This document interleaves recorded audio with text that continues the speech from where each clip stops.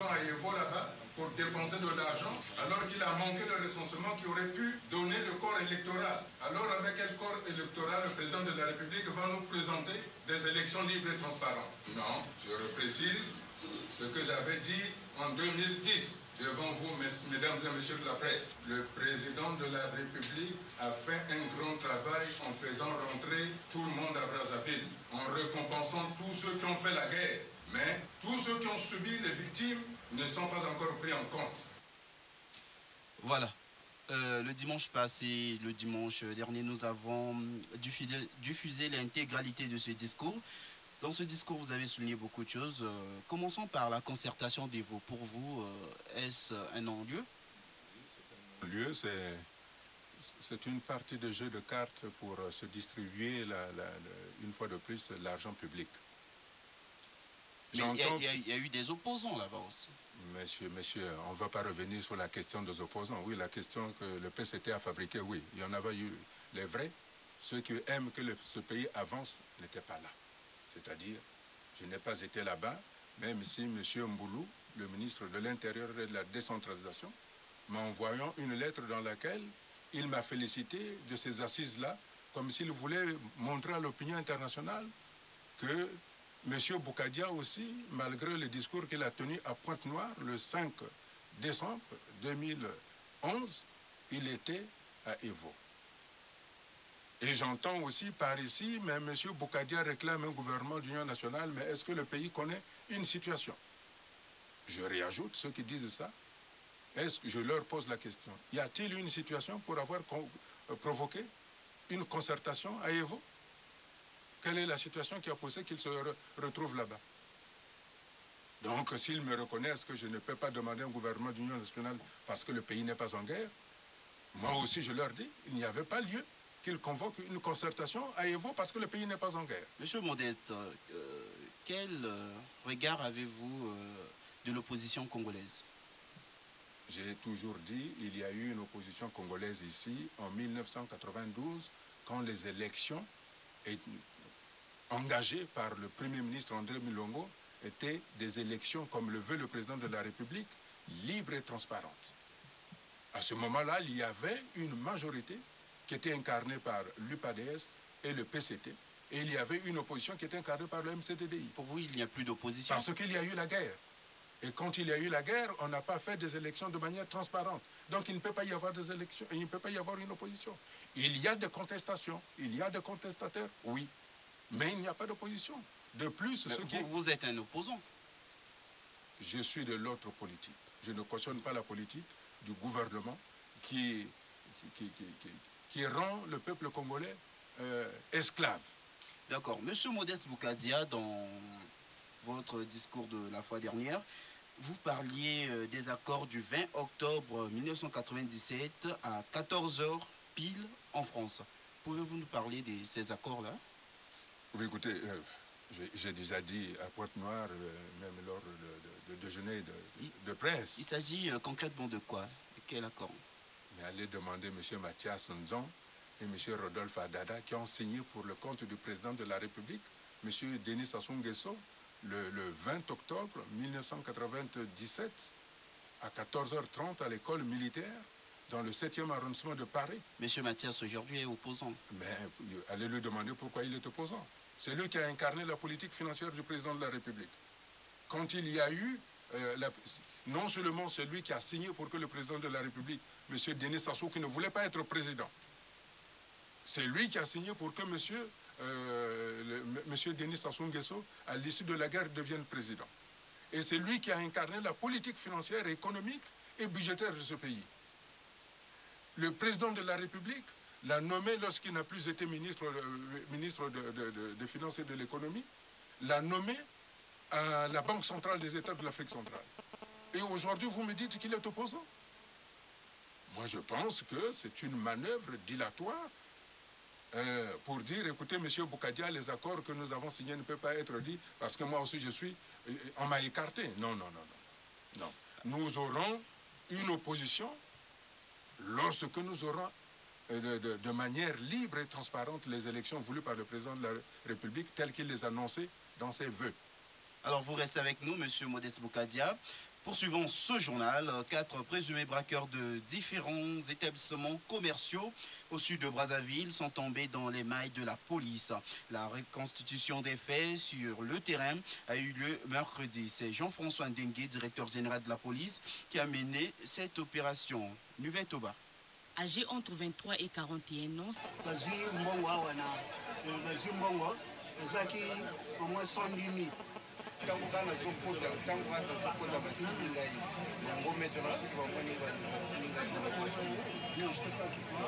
les gens Ève Alakwa, porte-parole de la police, rassure les citoyens à vaguer librement à leurs occupations. Les citoyens réclamaient de plus en plus de sécurité en rapport avec les actes de braquage qui ont été commis et nous l'avons fait. Ces personnes sont interpellées, les faits sont avérés. Nous avons procédé aujourd'hui à un transport sur le terrain conduit par le général Jean-François Ndengue lui-même pour pouvoir nous faire une meilleure idée afin de rassembler les meilleures preuves. Au regard de telles situations, pour vous informer. La réunion du Conseil des ministres est tenue jeudi dans la capitale sous la haute autorité de son Excellence Denis Sassou Nguesso, président de la République. Au cours de ce conseil, 8 affaires ont été examinées et adoptées. Le cas du projet de décret portant suppression des épreuves orales du baccalauréat. Nous vous proposons donc de suivre un extrait du compte-rendu de ce Conseil des ministres avec le ministre de la Communication. Bienvenue au Kémi. Pour ce qui concerne la tenue des Jeux africains au Congo en 2015, le président de la République a rappelé la nécessité de commencer notre préparation et de procéder à des inscriptions budgétaires pour que cette manifestation ait lieu dans les conditions les meilleures. Il a enfin tenu à ce que le gouvernement s'assure de l'effectivité des mesures prises portant gratuité d'un certain nombre de services administratifs. Le Conseil des ministres s'est ensuite attelé à étudier le projet de décret portant suppression des épreuves orales du baccalauréat sur proposition conjointe de Madame Rosalie Kama Niamayua, ministre de l'enseignement primaire, secondaire et de l'alphabétisation, et de M. André Okombi Salissa, ministre de l'enseignement technique, professionnel, de la formation qualifiante et de l'emploi. Il en résulte que le baccalauréat de l'enseignement général se déroulera dorénavant en un seul tour, comprenant de la sorte les épreuves écrites d'un côté et les épreuves d'éducation physique et sportive de l'autre. Le baccalauréat de l'enseignement technique comprend les épreuves écrites, les épreuves pratiques et les épreuves d'éducation physique et sportive. Voilà, ce conseil de ministres a aussi examiné et adopté le projet de décret sur le statut particulier des médecins ainsi que celui du taux de toute catégorie de bourses fixées pour les étudiants à l'intérieur et à l'extérieur du pays. Suivez. Le ministre de l'Enseignement supérieur, M. Ange-Antoine Abena, a présenté un projet de décret fixant le taux des différentes catégories de bourses accordées aux étudiants congolais inscrits dans les établissements d'enseignement supérieur au président de la République. Le principe général d'une hausse des bourses selon les modalités suivantes. À l'intérieur de la République du Congo, l'augmentation est de 15 000 francs CFA pour toutes les catégories de bourses. En Afrique, l'augmentation est de 20 000 francs CFA pour les catégories de bourses E, F, G. En Europe occidentale, aux États-Unis et au Canada, l'augmentation est de 50 000 francs CFA sur toutes les catégories de bourses. En Europe de l'Est, elle est notamment à Cuba. Elle est de 50 000 francs CFA. Ce projet de décret venant du ministère de l'Enseignement supérieur a été adopté par les membres du Conseil des ministres. Alors, je reviens à mon invité, M. Modeste Boukadia. Vous avez suivi quelques mesures annoncées dans le compte rendu du Conseil de ministres qui s'est tenu jeudi dernier. Alors, quelle réaction avez-vous, notamment sur la suppression de toute catégorie de bourses fixées pour les étudiants à l'intérieur et à l'extérieur du pays? Vous savez, quand nous aurons notre gouvernement, nous remettrons les établissements scolaires dans de très bons fonctionnements. Ah, votre gouvernement, ça veut dire que vous serez aurons candidat nous à l'élection présidentielle? Nous aurons le gouvernement. D'accord. Nous aurons le gouvernement, nous mettrons en place les bonnes conditions de travail pour que nos enfants, nos élèves aient de vrais lycées, aient de vraies écoles primaires et aient de vrais programmes. Et ils aient de vraies bourses. Que voulez-vous qu'on fasse avec 20 000 francs CFA? 50 000 francs CFA? Pourquoi on ne fait pas comme les autres pays pétroliers où chaque étudiant a un compte bancaire où l'État verse de l'argent directement? Hein? Pourquoi on ne prend pas des mesures pour que chaque Congolais, chaque citoyen de ce pays ait une part de revenus pétroliers pour qu'on ne s'emmerde, qu'on ne s'embête pas à donner 20 000 francs. 20 000 francs CFA en France, en Europe, ça veut dire quoi? Monsieur Modeste Bokadia, si aujourd'hui le président de la République affirmait par exemple, réalisait vos suggestions, encore on vous donnait un poste au gouvernement, qu'allez-vous apporter à la jeunesse congolaise?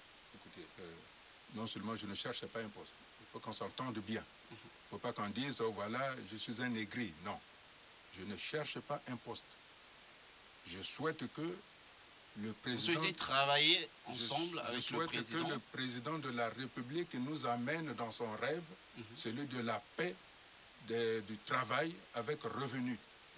C'est ce que je souhaite. Je souhaite que le président revienne dans ses engagements qu'il a pris, qu'il a fait prendre, à moins que M. Mathias Nzon et M. Rodolphe Adada l'aient menti. Ce que je ne crois pas. Puisque, pour ne pas s'aimer de la zizanie dans le couple présidentiel, la première dame me l'avait confirmé. Que le président de la République revienne sur les engagements pour que nous mettions en place un bon gouvernement, un gouvernement de large union nationale, dans lequel chaque composant de la vie politique doit s'y retrouver, d'une part.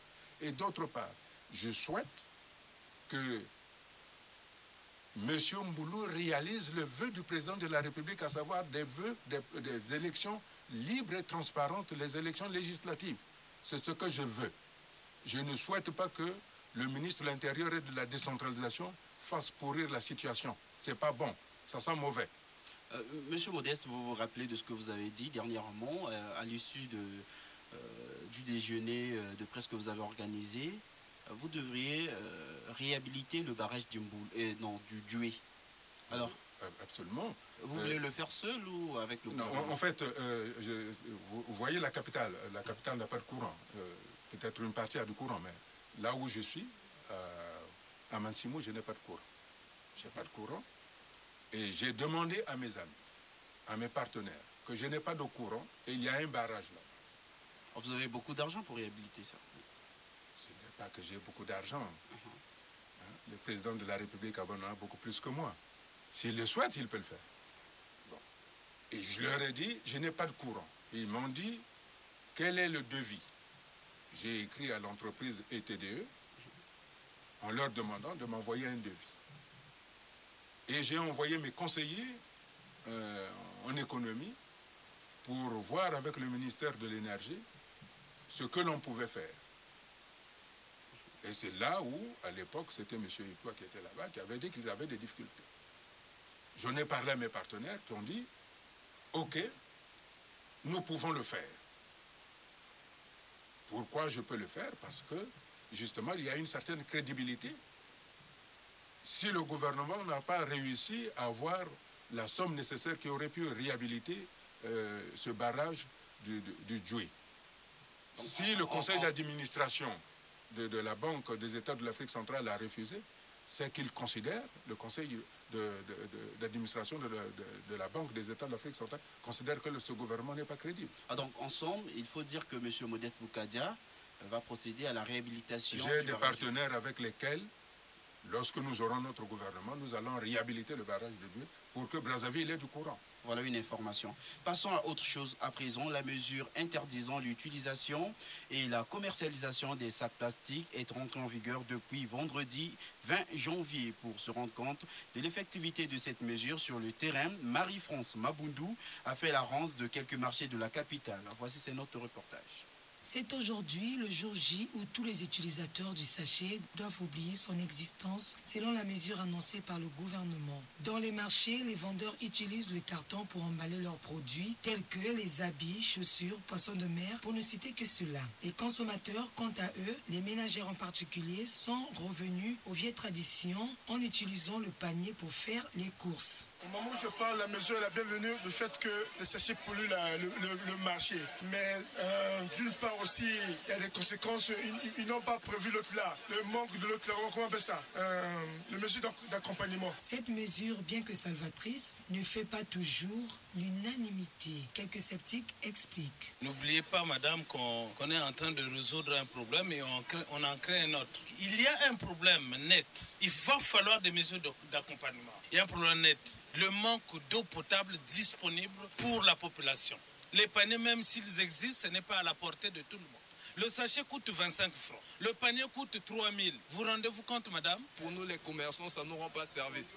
Parce qu'on n'a pas assez on n'a rien à emballer. Si par exemple les clients viennent acheter, on emballe avec rien. Parce qu'on a peur qu'on a défendu d'emballer avec les chassés. Bon, on demande au gouvernement de chercher les précautions pour ça. Sinon, je ne sais pas. Qui nous donne l'idée si on peut faire ça avec quoi? Parce qu'on a l'habitude chaque jour d'emballer avec les chassés. On a défendu les chassés. Bon, on ne sait pas si on va emballer maintenant avec quoi. Monsieur Grégoire Kewa, directeur général de l'environnement, explique les inconvénients du sachet dans l'environnement. Il s'agit d'une mesure salutaire puisque, comme vous le constatez, le sachet est devenu l'un des déchets qui polluent nos centres urbains.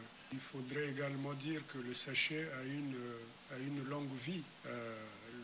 Le sachet en plastique peut rester pendant plus de 200 ans. Il s'agit d'utiliser des matériaux qui sont biodégradables. L'État va mettre la main dans la poche, comme qui dirait, mais pas au même niveau d'une structure publique qui serait chargée de la collecte des déchets. Il faut dire que dans les jours à venir, le gouvernement apportera d'autres mesures pour accompagner la première.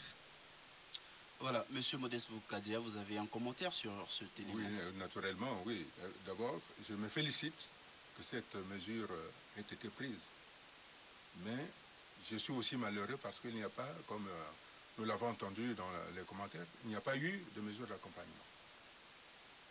La vie est difficile ici, vu que les salaires ne répondent pas. Donc chacun essaie de vivre en se débrouillant avec ce qu'on appelle, avec le système D. Pourquoi, lorsque le président de la République a pris ce décret, n'a-t-il pas pris un décret complémentaire pour mettre en place des sachets biodégradables? Ça existe en Europe. Les sachets qu'on utilise ici ne sont pas utilisés en Europe parce qu'ils ne sont pas dégradables. Pourquoi n'a-t-on pas, au moment de prendre cette décision, prendre la décision complémentaire qui est de... Puisqu'on ne peut pas produire pour l'instant, qu'on peut le produire. Nous avons du bois. Pourquoi ne pas créer des sachets en papier? En Europe, qui n'ont pas de forêt, ils ont ces papiers, ces sachets en papier. Nous avons du bois. Pourquoi on ne le fait pas? Donc je crois que c'est une bonne méthode, mais elle est incomplète, il faut des mesures complémentaires. Et d'une part, c'est une bonne chose parce que ces sachets plastiques non biodégradables sont source de beaucoup de cancers. Et comme certains matériaux plastiques, tels que les gobelets, ça dépend de la référence, ce sont souvent des produits qui provoquent le cancer et les gens ne le savent pas. Parce qu'ils n'ont pas les moyens de s'acheter des choses convenables qui peuvent assurer leur bonne santé. En tout cas, c'est votre point de vue. Il faut donc respecter. MN Radio pour vous informer. L'émission de musique dite de la belle époque, Tangoana, diffusée sur MNTV, totalisait une année d'existence depuis le 31 décembre dernier. Hier, un show a été organisé à cette occasion au complexe touristique du Congo. Peu avant, Stanislas Okasu a rencontré MC Goma, la bulldozer, animatrice de cette émission.